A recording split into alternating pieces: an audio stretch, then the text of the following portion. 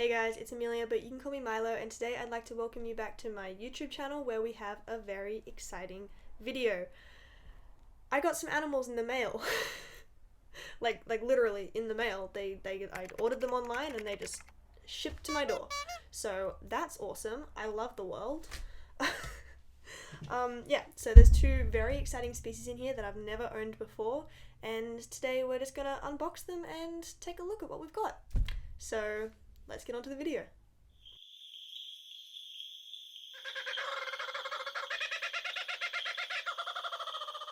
So, yeah, sorry, I'm looking a little crazy right now. I literally just got home from school and found this at the door. So I hope it's up the right way. I haven't turned it at all, but I hope they're not like upside down or anything. And this is the website that I got them from, and I guess this video could also be seen as a bit of a review for that website, how they were shipped and everything. Although I have never gotten anything shipped through the mail before, so this is a first for me. Okay, so we open this up. So this is the I got another like insect tank because I never have enough tanks. It was only $15, so, and it's pretty sturdy. So let's check what's in the rest of the box before we open that, because I think that's the animals. So, oh my god, they gave me cocoa peat. That's really nice. I didn't order this. Oh, well that's really handy, even though I literally just bought like 5 bags of cocoa peat. Cool. Cocoa peat. Can never have enough.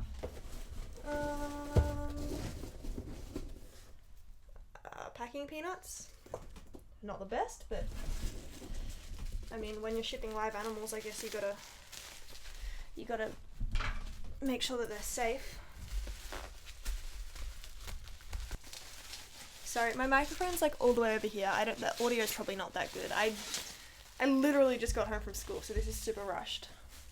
Want some ASMR?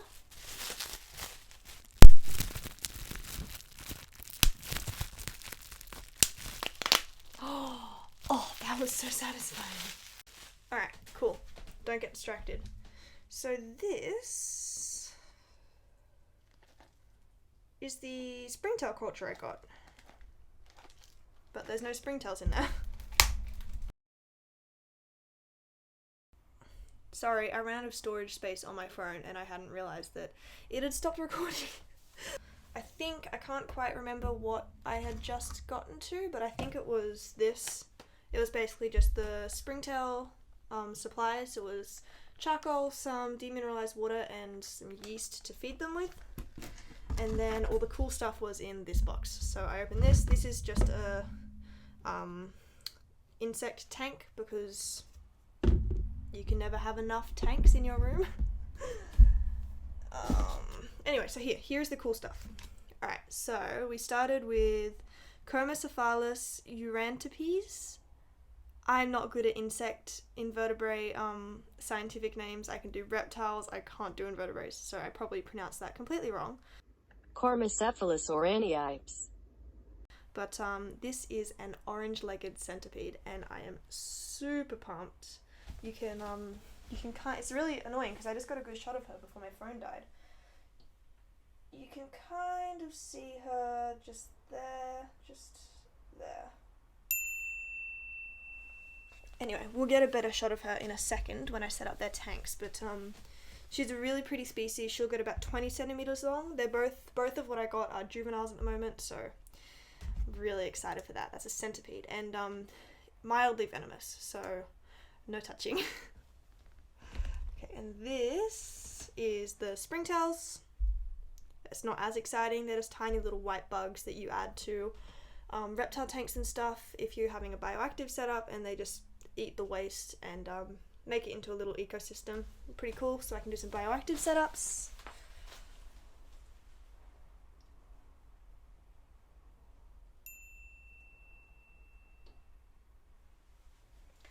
You probably couldn't see them very well.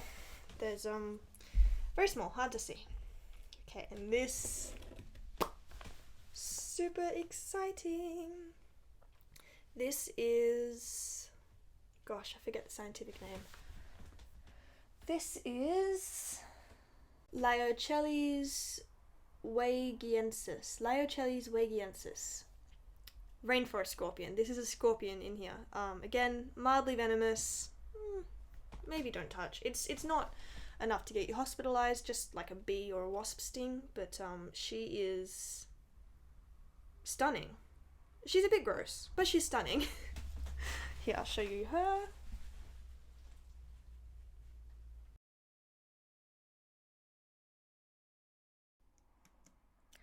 Hi, it's voice over me. So this is me setting up the centipede tank, I think. Yeah, this is the centipede tank. So basically, just gonna give you a quick talk through the process, what I'm doing. I didn't actually film the scorpion setup, but they're pretty much the same sort of thing. So here I'm just adding a layer of coco coir to the ground. Usually I would, oh no, never mind, I did mix it with sphagnum moss just to keep the humidity up a little bit. Only a little bit though, because I didn't want to make it too humid. But yeah, I generally find coco coir and sphagnum moss to be the best mix. I added quite a fair bit because she is a burrowing species, the orange-footed centipede, and I just wanted to make her as comfortable as possible, so I'm just breaking up the lumps here, getting it nice and flat and ready for her, and also airing it out so that it's not too hard for her to burrow into.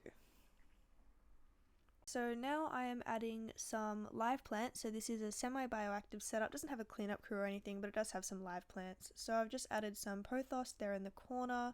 It's a pretty easygoing plant, real easy to propagate and keep alive. Basically, I'm terrible with plants. Okay, so now we're adding some leaf litter. I froze the leaf litter in my freezer for a few weeks, so there's no nasty bugs or anything on it that are gonna cause any issues, so it's completely sterilized, and it's just in there to add a little bit more cover since they are a fossorial species, meaning they spend a lot of their time underground and under leaf litter, so that might just make her feel a little bit more comfortable in there while she's there.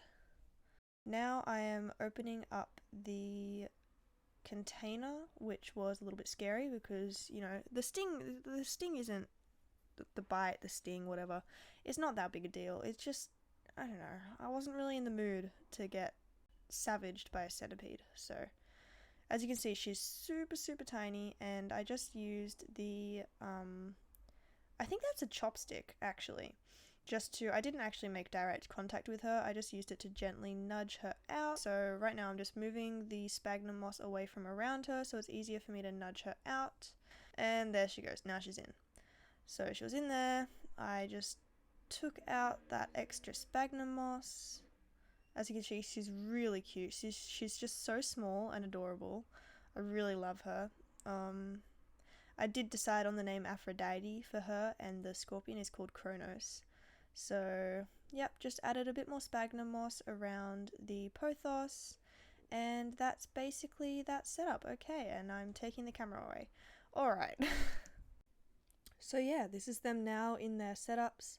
I didn't actually film the scorpion tank setup, but it's pretty much the same thing as the centipede.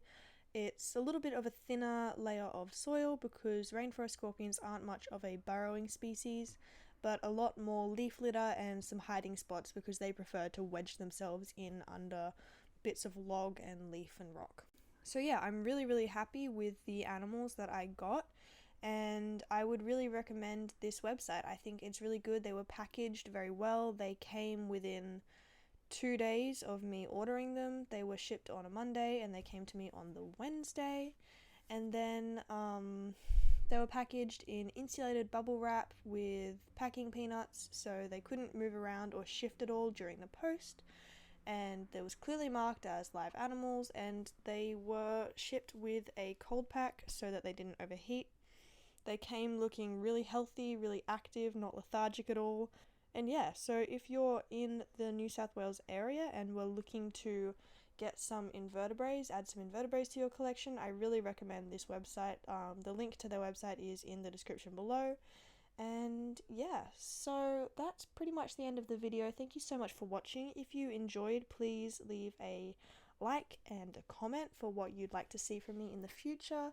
And if you want to see some more cool animal content and some more educational videos, feel free to subscribe, and I hope I'll see you next time. Bye bye.